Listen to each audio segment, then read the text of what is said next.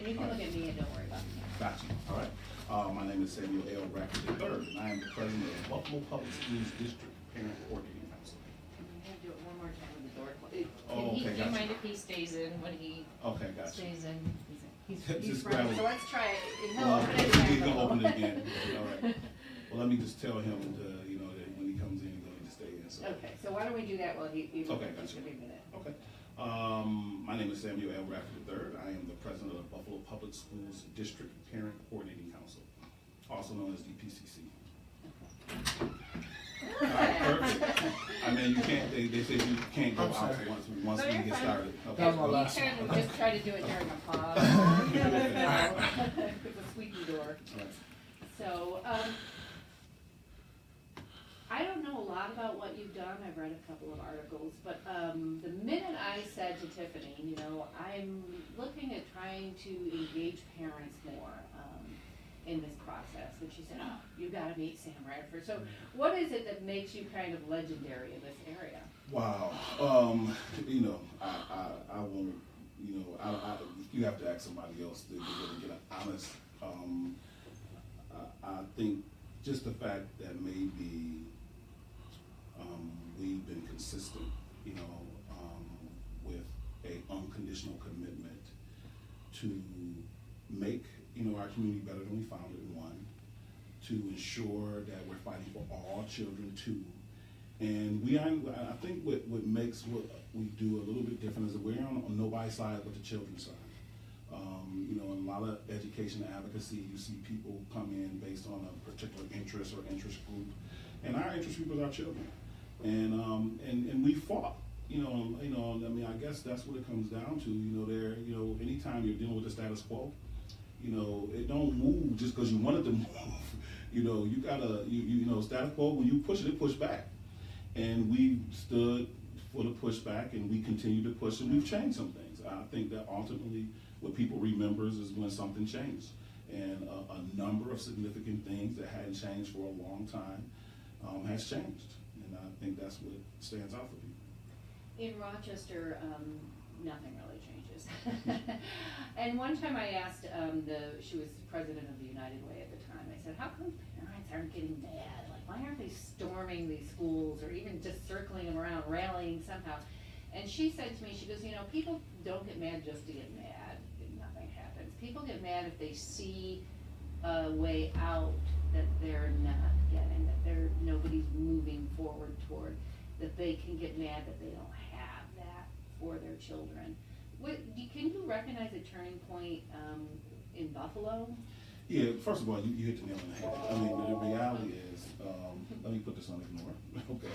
Or do not You disturb. start the answer again? Okay, yeah. No. So you really, really hit the nail on the head in that in order to change something, the people who are affected by it have to really lead the change. And so what we found early on is that so much of what we were doing was reactive. We constantly reacting to things that is going on within the district, reacting to things that are happening to our children. And we weren't making any progress, in that reactive posture.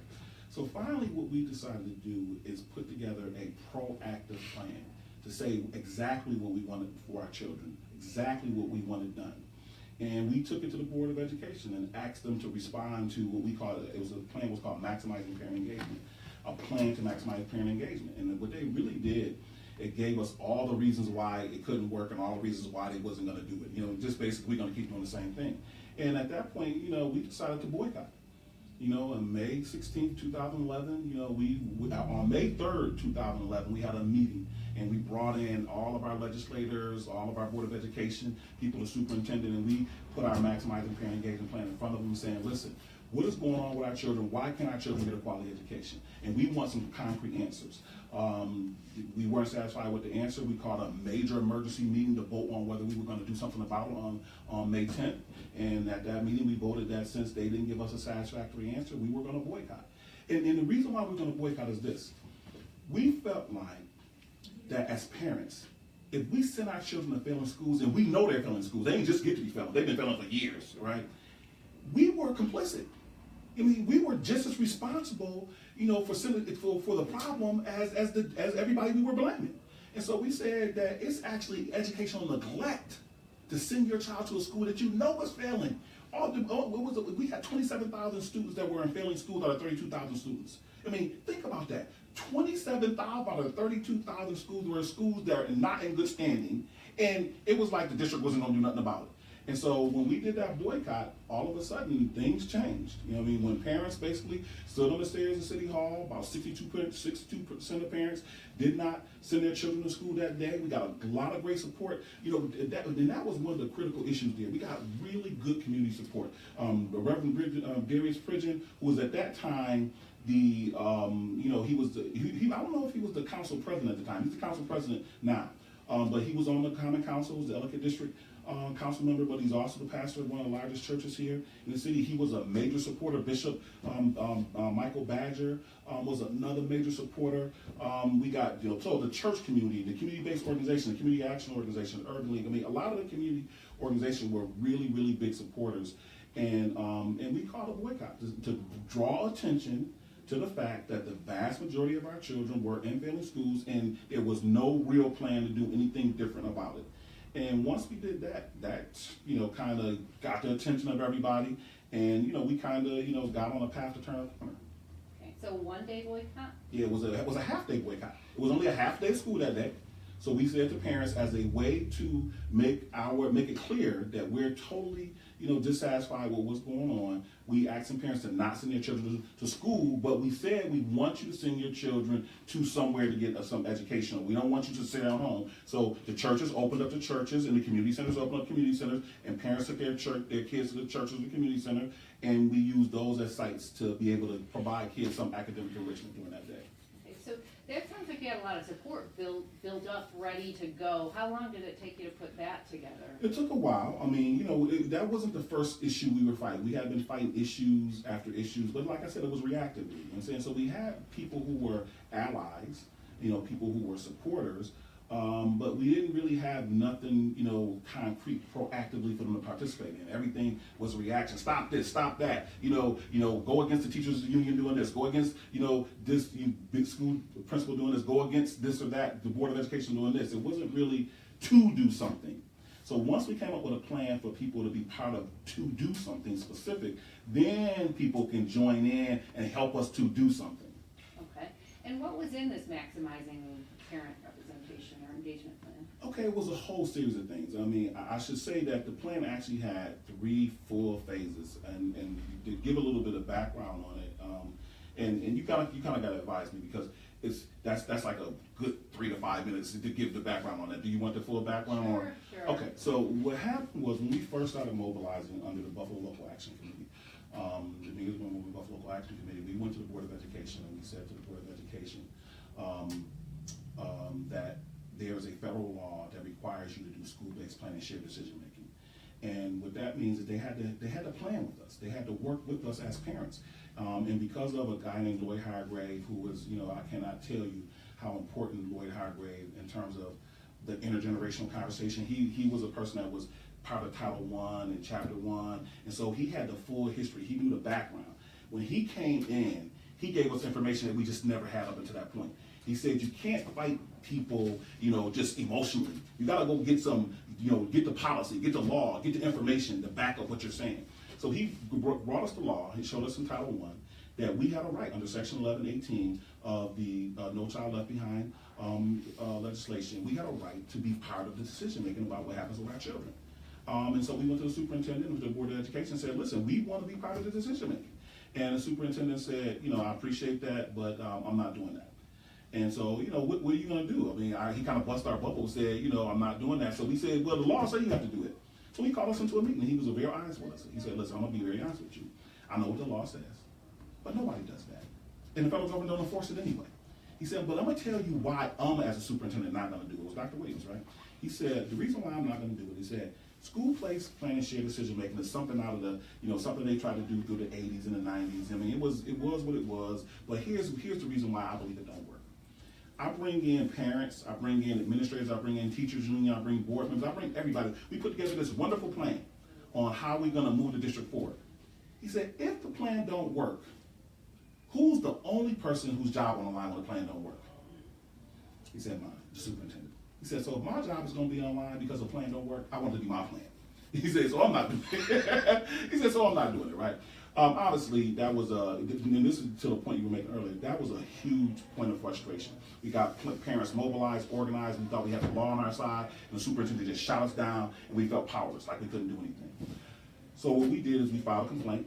One of the No Child Left Behind processes is gives you the right to add with the district's consolidated application a complaint if the district didn't comply with the law. You can file it formally. So we filed a formal complaint. State Education Department actually read the complaint, you know what I'm saying? And when it went up to the federal government basically came down and said that the superintendent, you can't do that. And fortunately, we actually went to a national conference, a Title I national conference, and one of the national people there said, are you sure the superintendent said those words, he's not going to follow the law?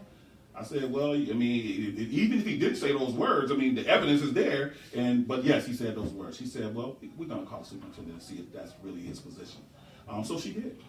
She called the superintendent, and she assured the superintendent that if you did not comply with the law, it was going to be a problem. Then she sent a letter out. She said, until you comply with the school-based shared decision-making law, we're going to hold up to $19 million federal funds until you comply with the law. The superintendent called us and said, what do y'all want? And so, because we had been organized, we had a plan. So we said what we want is a parent room in every school.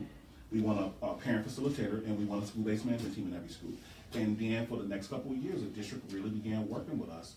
And that was the first part of maximizing parent engagement. We just wanted to have a welcoming environment for parents. Because of what was going on up until that time is that when parents came into the building, they basically were stopped at the door, and somebody had to escort you to wherever you wanted to build. It was almost like, even though the school building's in my neighborhood, in my community, I went here as a kid, we got people who don't even live in this community, the teachers that don't teach, that don't live here, who control the building, who my children are in there, and they acting like I'm like I'm the person that's coming in from outside.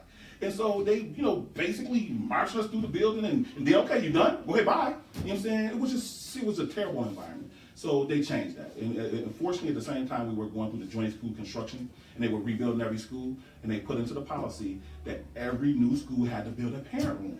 So now, all of a sudden, we got a whole new process in place.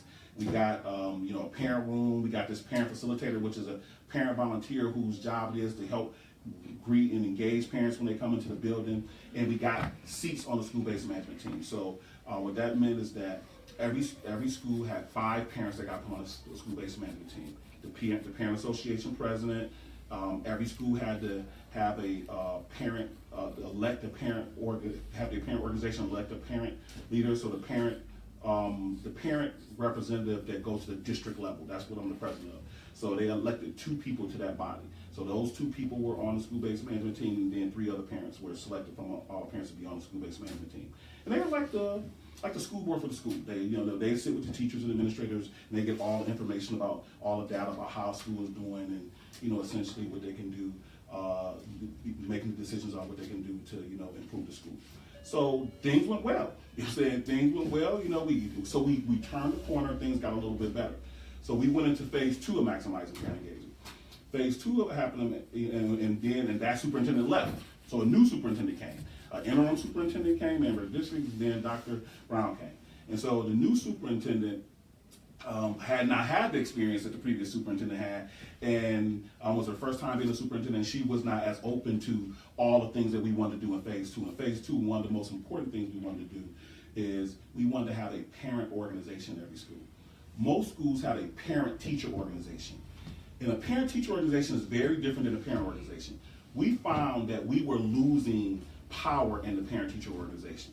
When we would go to meetings, for example, I was at a big meeting that the superintendent had with the bankers and the community leaders of philanthropy, and Phil Rumor, who's the president of the teachers union, was there, and he came in, and I was there too, right? I was the president of the DPCC, and I was there to represent parents, and he came in and said, I'm here representing the interests of teachers and parents.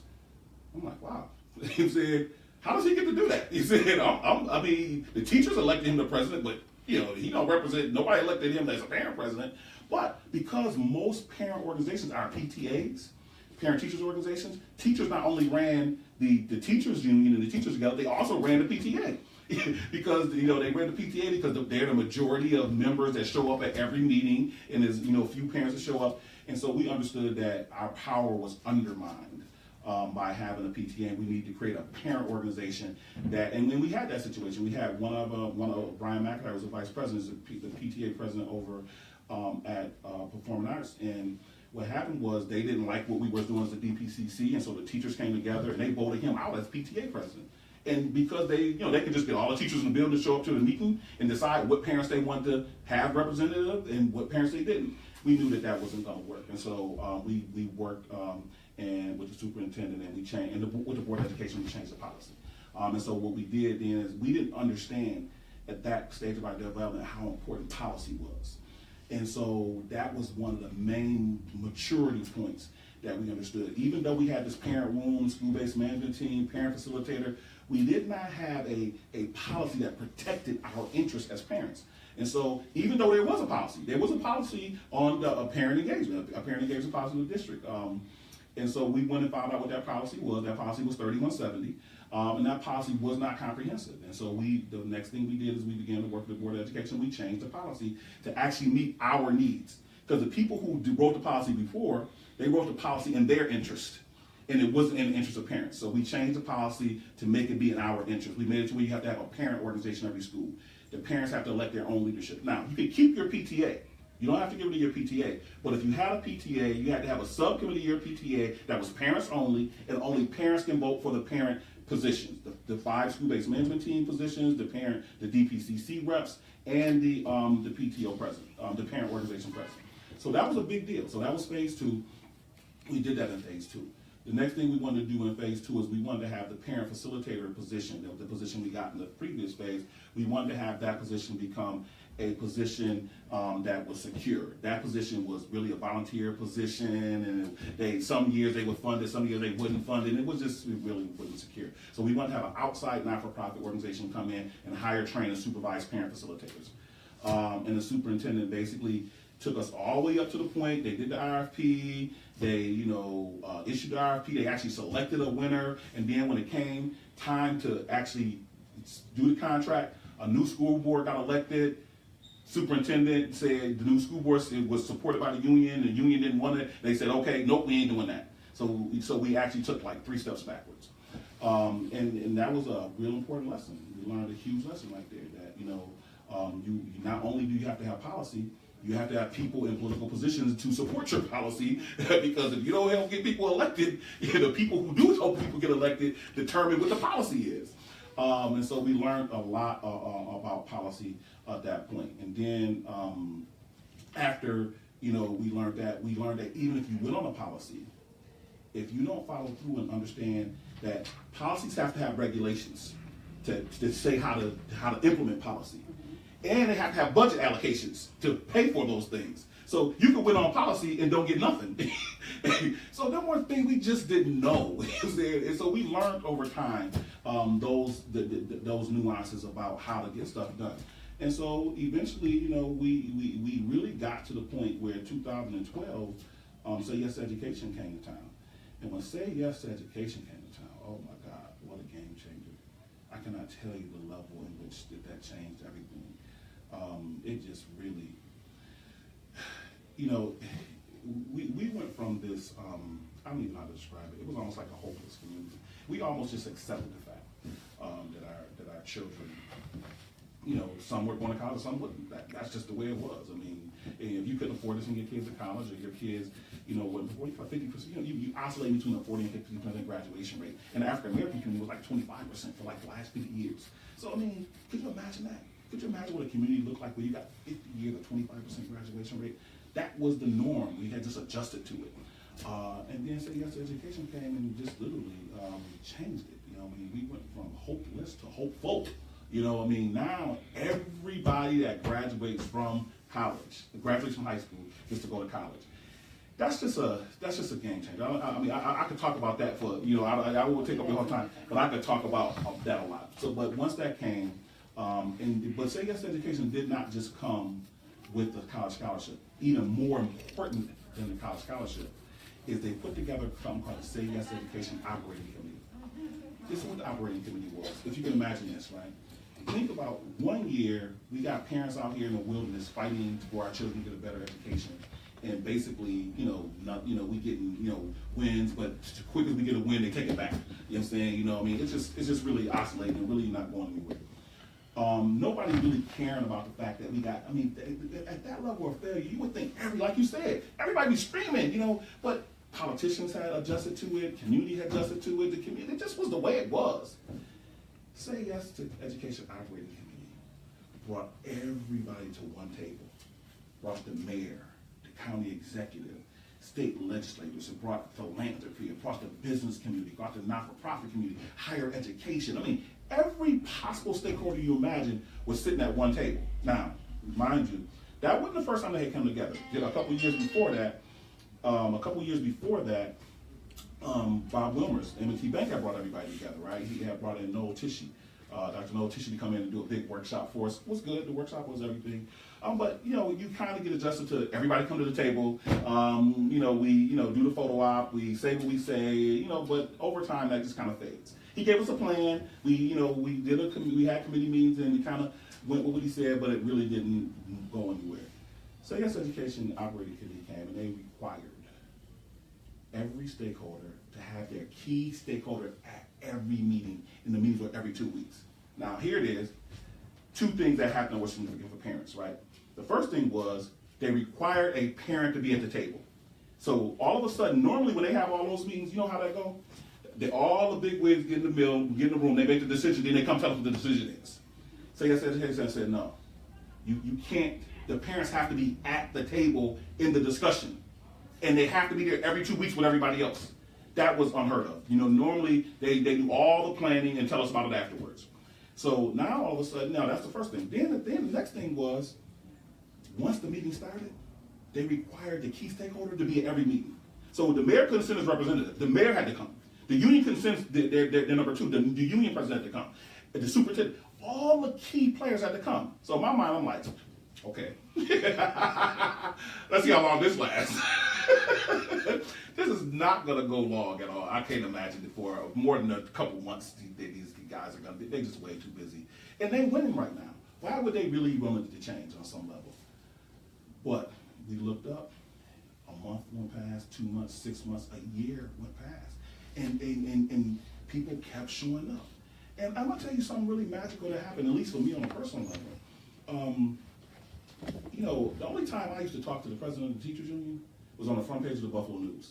You know what I'm saying? That he was just our opposition. You know what I'm saying? He was fighting for the interests of his teachers, and he didn't care nothing about the interests of parents except as it was to support the teachers' interests, right? So we didn't get along. But when we start sitting at the table together every 2 weeks, I'm not going to pretend like we got along. But what I realized sitting there with him after the first year, after the second year, is that, wow, we agreed way more than we disagreed.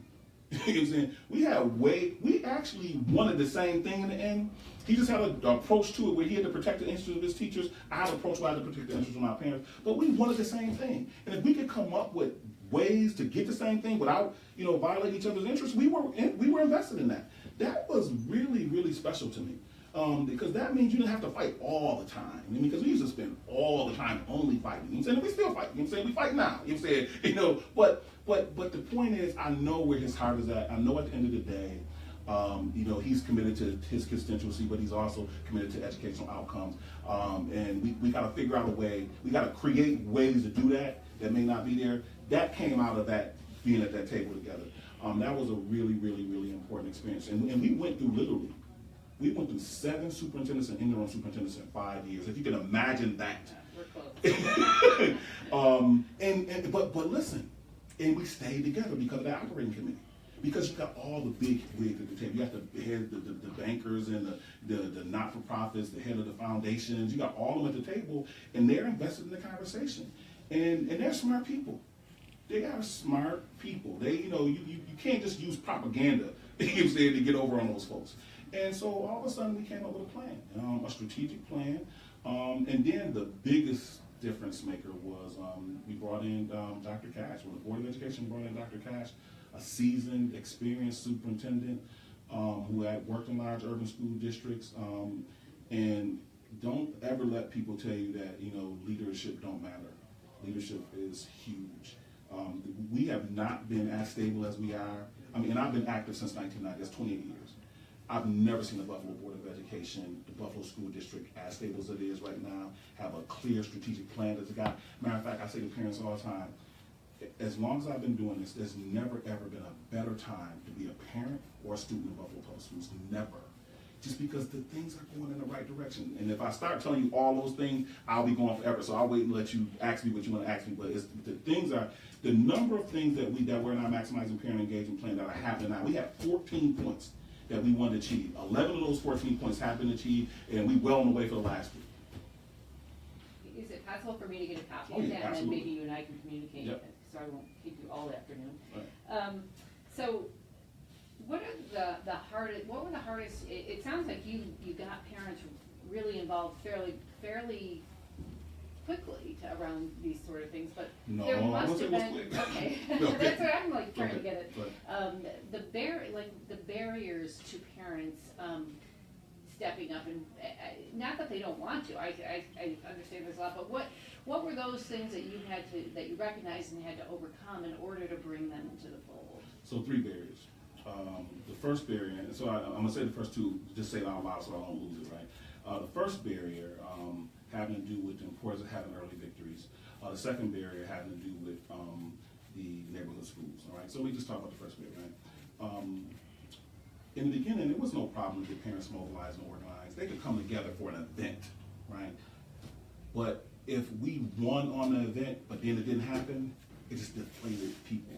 And then your credibility was at risk because people say, listen, we did all that fighting last time and nothing happened. Or we did all that fight last time, we won on a policy, but they didn't even change anything, you know what I'm saying? And so, it's hard to keep people together if you're not having victories. Which means that, we learned the hard way that you got to do a whole bunch of research first. You got to do a whole bunch of strategic planning before you make parents part of the detailed process of it. You got to have a pathway to victory. You got to know that we're going to fight for this legislation, or we're going to fight for the enforcement of this legislation, or we're going to fight for the change of this legislation, or we're going to fight for this policy, or we're going to fight to. And you got to kind of give parents a clear picture, because if you don't give parents a clear picture about what's happening, essentially you lose them, And so that was the biggest barrier we had to overcome. I cannot tell you the number of parents we had mobilized, but did not stay with the process. So that was the first barrier. The second barrier was parents come to an issue based on something that's going on usually with their child. So they come reactively, right?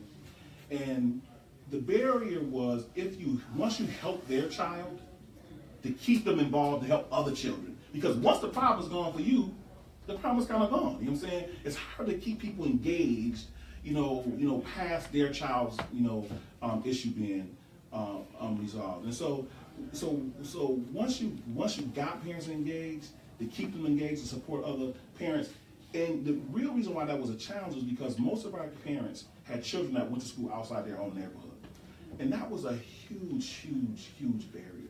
70% of our kids were bused. Could you imagine that? I mean, it's 70% of the kids. So nobody, there's no community. Kids go to school somewhere else, and some parents' kids go to school in three different neighborhoods. And it just was almost impossible to organize. It's almost like somebody strategically did that.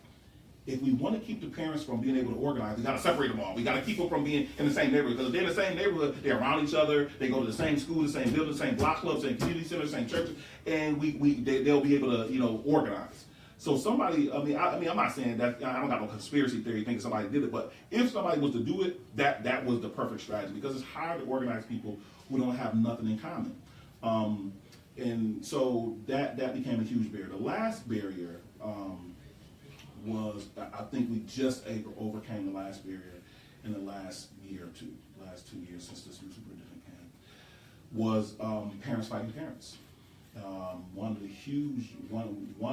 What happened was, once we got really active, we learned that a lot of things were already the law. The district just wasn't complying with the law. So we started filing 310 appeals with the state to have the people, because there are people who have jurisdiction. They have a responsibility to monitor whether people are compliant or not. And so they weren't doing it because in order to trigger them doing that, you have to file a complaint. So if you don't file a complaint, people don't come in, they assume everything is going fine. We didn't know that. So once we learned how to trigger an investigation, how to trigger a monitoring, you know what I'm saying? Then what happened is now you got, people coming in to see if, so to get, we had got good at it. So we had got the district was in corrective action. We had got $33 million of federal funds frozen because the new superintendent came in, didn't want to comply with the old superintendent didn't want to comply. Then they did comply. Then the new superintendent came in and she didn't want to comply. So we filed a complaint. We knew the process, and the state came in. They froze $33 million for 2 years until the district complied with school-based plan shared decision making. And the new superintendent wanted to choose the parents that she would negotiate with. She didn't want to negotiate with us. But the law was clear, you know what I'm saying? We had the right to choose our own leadership. We had the right to elect our own leadership. So she didn't want to do that. So we had got good at those complaints. So the union, which was supporting her at the time, decided they would create their own parent group. And they gave another group, the Buffalo Parent Teacher Organization, they gave them $500,000 to get started, and they put together this Buffalo Believe campaign to counter what we did. And for the next 2 years, we spent time attacking each other. Them attacking us attacking them, and that was really, really a huge disadvantage, a huge distraction. And it was, strategically, it was smart on the union's part because to the extent that you get parents fighting parents, that that means they get to keep doing this, maintaining the status quo. What we learned that got us to where we are today, where we have a parent Congress, we share power with them, we work together as a unified parent body, is that number one, every parent is right when it comes to their child. That took maturity to get to that point. Most parents think that what's good for my child is good for your child. And you don't get to decide that. You know what I'm saying? What's good for your child is good for your child, but you don't know what's good for another parent's child. You don't know their situation or circumstance. So you have to respect another parent's position about their children. So one parent, may think public schools is perfect and that's what they need. Another parent say, no, I want choices. I want to be able to put my kid in charter school or private school. Another parents may say, I want to be able to homeschool my kid. Which parent is right? Well, we used to fight. All those who would get into their category, the charter school parents, the public school choice parents, the public school parents, and the homeschool parents, everybody fighting each other. And we realized that all of them are right when it comes to their child. What we're saying is they all deserve a top quality education and their parent deserves to be supported. All of them are taxpayers. All of them have children that need to be able to get educated. And so we support all parents and we don't fight each other. And so we work with this superintendent and we put together what is called a parent Congress. And the parent Congress gives us the capacity to be able to have elected parent leaderships from the building level. That's part of the district parent coordinating council where parents choose their leaders. But then district-wide parent groups, if you have a district-wide issue like the Buffalo Parent Teacher Organization wanted to focus on all the good things that were going on in the district because we were very critical attacking it. They didn't want to spend all the time attacking all the time. They wanted to create something that celebrated positive, but they wanted to do it as a district-wide entity. The English language learners is a district-wide issue. Special education students, district-wide issue. Students who are part of sports, district-wide issue. Those groups can put together a parent group, as long as you have, and it didn't have to be just parents. You could have parents and community members or teachers or whoever part of that group. Long as at least 51% of it was the majority was parents. You had at least 10 members, and it was a district-wide issue. You can go to the Board of Education. You can get recognized as a district-wide parent group. And as a district-wide parent group, you get a seat on the Parent Congress. So you have the elected reps, and you have all the district-recognized reps on one body that's equally represented with equal power. And we all sit and meet with the superintendent every month, and we report to the school board every quarter, and we do an end-of-year report to the Board of Education. And so we stopped fighting each other. That was critical. You know what I'm saying? I cannot tell you the amount of energy that went into parents attacking energy that was undermining any effectiveness that we had.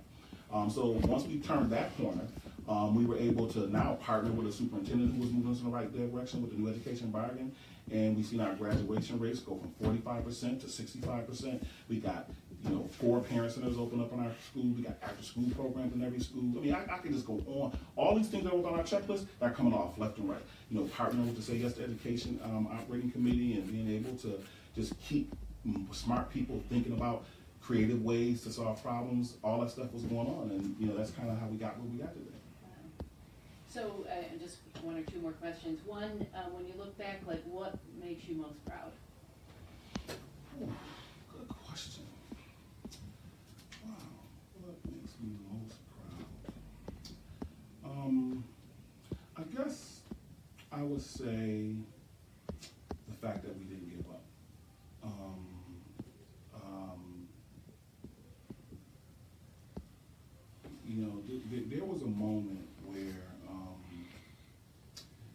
we were fighting because it was just this inordinate amount of suspensions that was going on one year. Like 1,700 kids got suspended in 1 month. We just were breaking records with suspensions. It was out of control. And we went to the district and we asked the district to do something about the suspensions. And they just kept giving us, excuse after excuse after excuse. And then one day they did a hall sweep at one of the schools, Grover, and they suspended a young man. And he actually was just in the hall. He hadn't done anything wrong. He was just in the hall. They suspended him. They sent him home. Then he didn't call his parents to send him out the building. And he was standing at the bus stop and he got shot and killed. Jawan Daniels. And I cannot tell you as a parent, you can't. It's just something I can't. It changed everything in that moment on a certain level, right? You can't start fighting for something and stop, especially if you know it's the right thing to do, because it really may be the difference between life and death for somebody. And it's hard to get people to understand that in our community. That's what we really talk about. It's people that's dying as a consequence to not getting a quality education. And because a lot of the teachers and administrators who live in a whole different community, they're not faced with it every day, they're not insensitive to it, but they don't have to feel it, right? They don't feel how serious, not getting a quality education is. They don't get it, right? And so now somebody dies. Could you imagine your child dying for something so that there was no reason he should have been out of school that day? There was no justifiable reason for him to be out of school that day. And we told the district.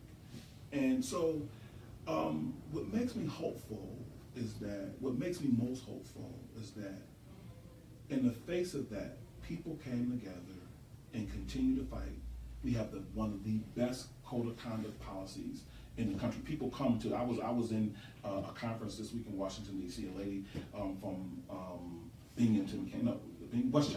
Westchester County came up and talked to me. And she said, "Listen, did you have anything to do with your code of conduct policy? Because we looked at it's one of the best policies, And so I guess what I'm trying to say is that." There's been loss in this battles over the year, but people have stayed together, and something changed. Something really did change. It didn't theoretically change. It didn't just change on paper. There's a feeling. You walk in the community, you feel it now. You feel people are hopeful. People expect their kids to go to college. People, feel like if there's a problem, they can do something about it. So I'm most excited and thankful about the fact that, the spirit of hopefulness is kind of moving through our community, and I know for sure that I wasn't here before. You know what I'm saying? And so I'm just, that's what I'm most, appreciative of. The paradigm shift, just the spirit that's here now. Well, thank you. You've given me lots of ideas here, and we can